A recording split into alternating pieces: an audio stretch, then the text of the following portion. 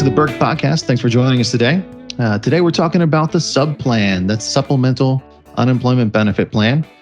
With me today, I've got Traci. Hi. And Gale. Hello. So Gale, why don't you introduce yourself a little bit, talk a little bit about what you do. For those of you who don't know or haven't met Gale yet, we've been working with Gale for a number of years now.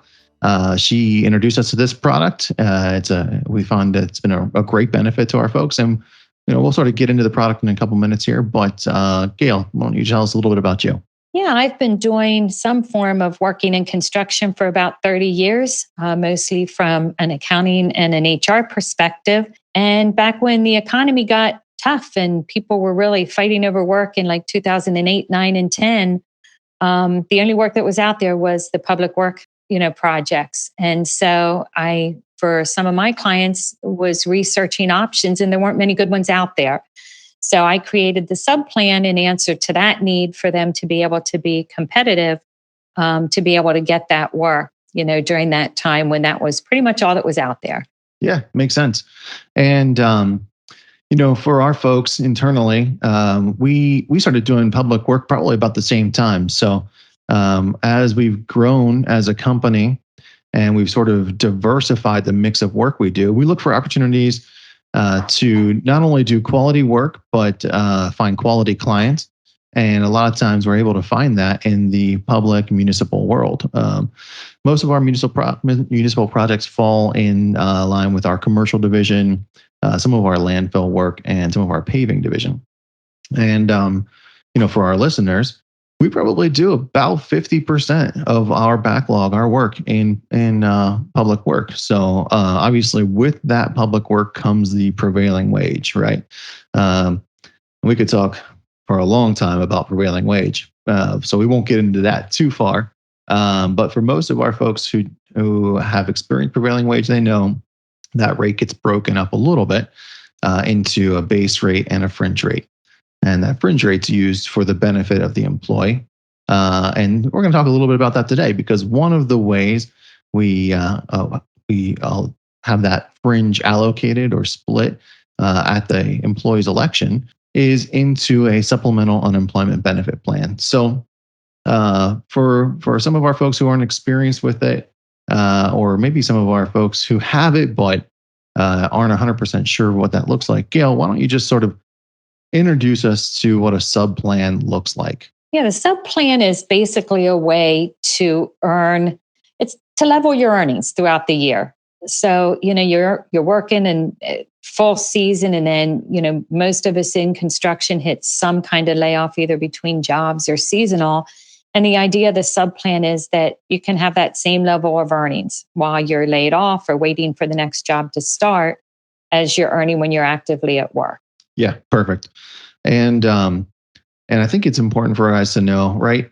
So the sub plan is an option when it comes to their fringe. One of the other options we have is their 401k, and a guy gets the option that he chooses how much gets diverted into each. So let's maybe start there. Like, how does a guy go about making that decision? Like, what's when he has the opportunity, when he's going to see that fringe benefit money, how does he sort of decide, how much he should be putting into that plan? Probably the easiest way to figure that out is to sit down and say, look, how much am I usually off during the year? Between my rain days, some short hours, and we can talk about that here in a minute, but you can collect from the sub plan anytime you earn less than 36 hours in a week's time. So unlike state benefits, which are based on what you earn, the sub plan benefits are all based on how many hours you work. So you work 36 hours or less in a week, or you have seasonal layoff, you can collect the benefits. So for most people, it's pretty simple, formula of, what do you earn per hour times about how many hours do you think you'll be off that week? There's obvious people who are, maybe a poor fit for the sub plan. An employee who's looking at their last year or two of work, they know they're going to be retiring in a year. He'd be better off putting his money into the retirement plan than into the sub plan.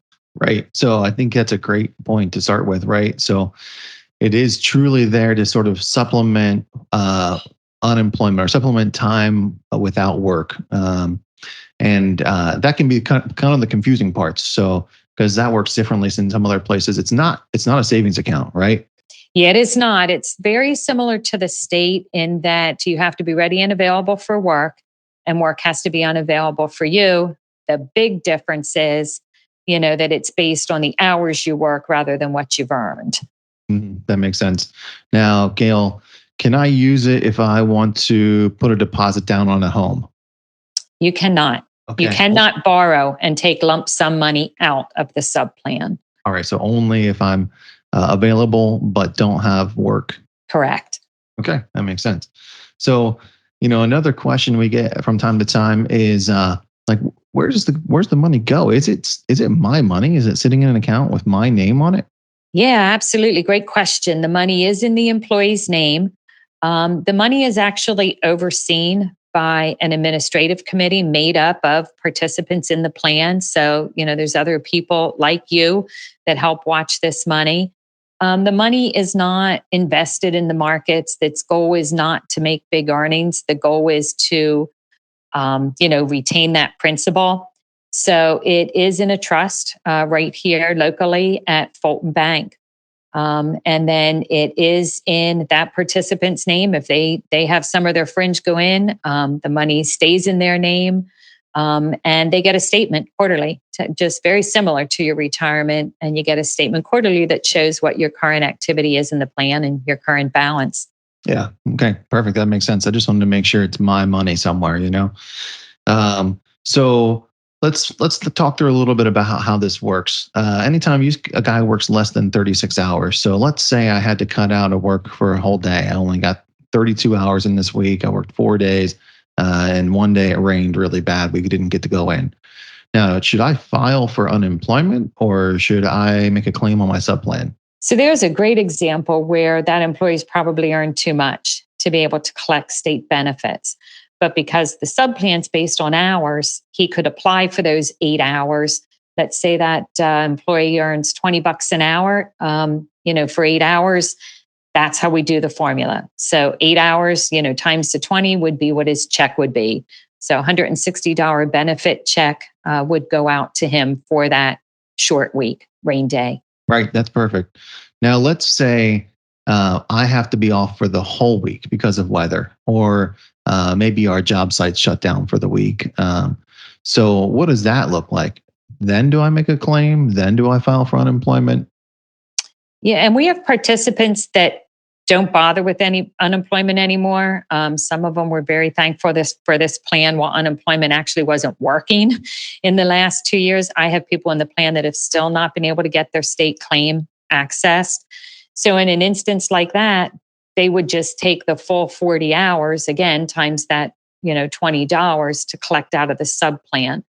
Let's say it's their wait week. There's another example where you wouldn't qualify for state benefits. They could get the entire 40 hours. But let's say an employee does have an active claim. He's, opened up his claim. He's going to collect from the state.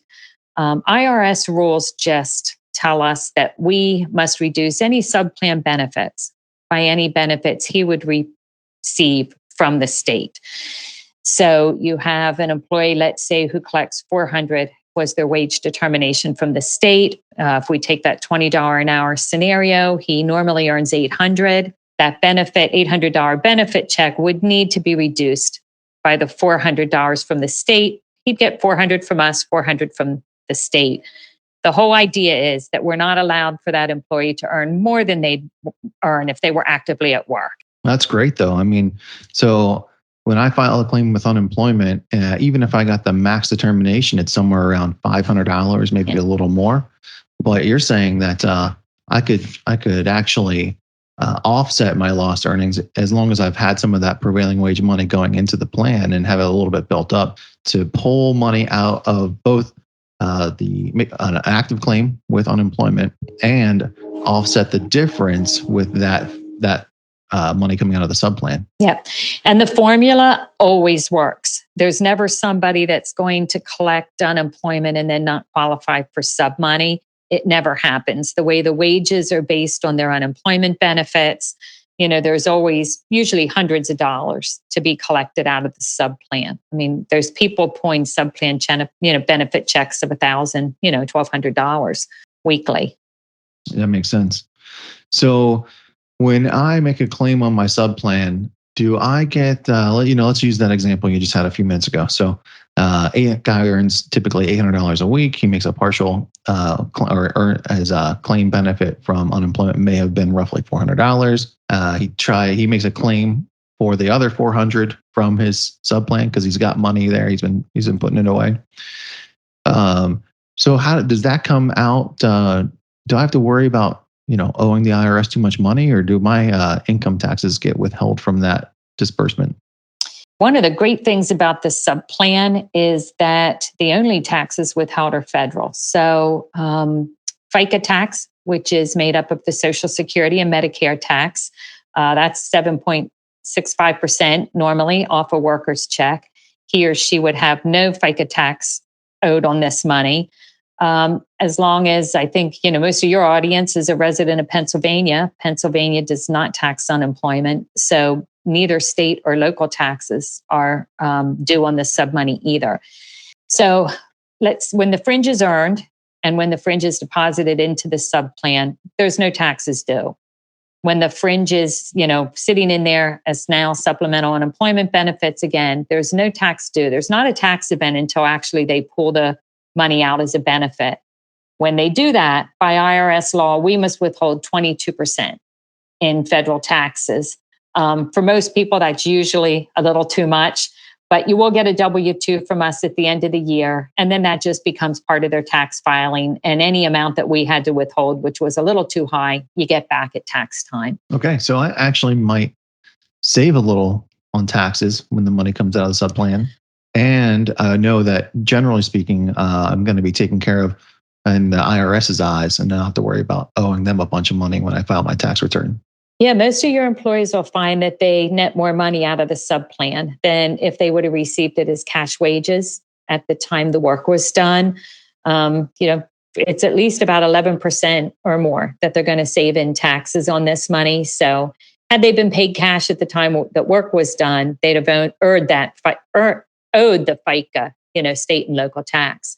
So yes, most of them will end up with more money running the money through the sub plan than if they'd have gotten it as wages. That's great. Awesome. So can we talk a little bit, how does one of my guys actually apply to get his money out of the program? Yeah, we have three ways actually that participants can apply. They can do it online. They can mail in a form. They can email it, fax it.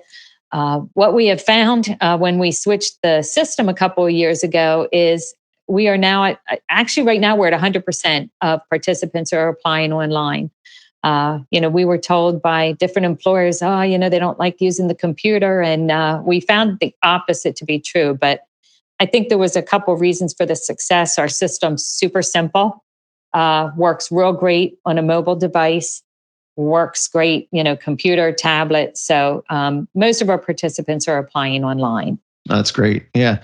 I know I can fall into this habit. Sometimes I say, I don't want to do stuff online, or I don't know how to do it on my phone. But then there's some customer service experiences I've had over the phone where I'm like, wow, maybe there's a website I can use. So I think a lot of us who used to not want to go to the website or used to not want to do it from our phones have actually started to rely a little more on those resources. And especially on the phone. So it's great to hear that it's cell phone friendly. They can do it right from their device in their hand. Yeah, I'd say most of the participants are saying it's taking them literally about 20 seconds to apply for benefits. Once you do it the first time, it'll usually pre-fill for you. So a couple of things they want to be aware of. Those that have Apple phones tend to not work as well on Safari. So Safari that comes with it can, for whatever reason, snag it up. So I recommend Chrome or Firefox, whether you're doing it on the computer or your cell phone. That browser has it go a little quicker and less, more problem free. Okay, that's good to know. Now, in regards to making that claim, is there a certain time I should make the claim? Like, should I do it the day I don't have work? Should I wait until the weekend? So we process checks every week for requests we receive by noontime Tuesday. So if you're due for benefits the week before, the biggest recommendation is get it in by noon. But our process is that then that request goes to the employer for approval. So if you put in the day you didn't have work and then end up getting more hours, Tracy's going to boot it back at us. And she's going to say, actually, this person ended up with 43 hours for the week. So I'd wait till your week's over, your weekends, Saturday, Saturday night, Sunday, whenever you're actually done for the week. That's when I would go ahead and apply. That's great. Okay, good to hear. Something else I was trying to think through as we were talking here. So you said earlier that when a guy's deciding how much money to go into the plan, he sort of evaluates his normal time off, right? Maybe he knows that historically he's going to be off for some of the winter because of bad weather or less work. So is it possible to put too much money into the fringe, the sub plan? Yeah, the one thing nice though with the sub plan is unlike your other benefits at open enrollment, which once you make that election and you're, left with it, stuck with it for the entire year, even if it doesn't fit anymore. With the sub plan, if you start to get a balance in there, which is starting to get beyond, you ended up being on a lot of prevailing wage jobs. They were really high fringe and all of a sudden your balance is up there. You can stop it at any time throughout the year. Okay, that's good to know. So I sort of look at my statement when I get that, rethink what my future needs might be, and then potentially divert more or less into that sub plan depending on what I think our work schedule and backlog might look like. Yes, absolutely. That's good. So what else can we advise our guys here in regards to sub plan? I think we've covered a lot of ground. Yeah, maybe talk to some of your fellow employees that have it. If you have some questions, I am always available. I think one of our strengths is everybody in the plan has my cell number. I'm willing to make calls at night. I'm willing to make them in the morning when you're on lunch break, on the weekends. So I think compared to, maybe a lot of vendors that you deal with, yeah, I agree with you, Bryan. Online's become easier, but actually we try and make it pretty simple. One of your employees texted me this morning, just, hey, can you tell me what my current balance is? And I'll text it back. So we try to really keep it simple. It doesn't do you any good if you have somebody you need to talk to between 8 and 5 in your line of work. So, That's perfect. I mean, we appreciate that flexibility, and you're absolutely right. I mean, generally speaking, when our guys are on site, they're busy. If they're not busy watching out for their work, they're busy watching out for each other from a safety perspective. They don't usually have a lot of time to grab their phone and call the bank or call their insurance company. And sometimes you're right, it can be difficult to deal with those other vendors. So we definitely appreciate that flexibility. I think from our perspective, Gale, we just want to say thank you. You introduced this product to us a number of years ago. I think it's been a great fit and a true benefit for our folks here, especially those who do see a little bit more of that prevailing wage work and have that fringe money that is available to them. And certainly from our perspective, what we hear from our folks is that you're accommodating, easy to work with, and willing to answer those questions. So I don't know if you have anything else to add, Tracy. But No, Gail, I just wanted to touch on, you had said earlier, if they got too much money in their account, they could change those deductions. How frequently can they make those election changes, and how do they go about doing that? Yeah, that's actually up to you, Tracy. Some people say anytime. Some people do it monthly. Just administratively, you do not want it to become, a burden for you. And I don't know that there's anybody that, if they're paying a little even bit of attention, that should need to change it, immediately, usually. So as far as we're concerned, you can change it at any time. And then they would just need to obviously fit in, the summary plan description of your retirement, which probably will accept those Davis Bacon at any time. I don't know any of those that limit that. So that's up to you, as you want to put it in and adjust it on your payroll. Yep. Right. And I think, Trace, correct me if I'm wrong, I think what we've done historically, and actually we changed this about a year ago, where I think we said we would do it at any time, we accept the change request at any time and process it as early as the next available payroll cycle. Correct. So, That's correct. yeah, Yes. great. So for our folks listening, if you need to make those changes, don't hesitate to. Excellent. Well, I think that wraps it up. Obviously, we could probably go on for a while about this, but I think we hit the highlights, covered most of the basics of it. I just want to encourage our guys, if they do have questions, don't hesitate to reach out to Traci here in the office, or Gale certainly at her office. And thank you very much for your time, Gale. I appreciate you being willing to jump on here and share with us. Yeah, thanks, Bryan. Your crew's been great to work with. I've really enjoyed them. So feel free to call. If somebody's not enrolled yet, wants help walking through that scenario of what to collect, I'd be happy to help. Awesome. We really appreciate it. Thanks so much, Gale. Thanks Have a great day. Gale.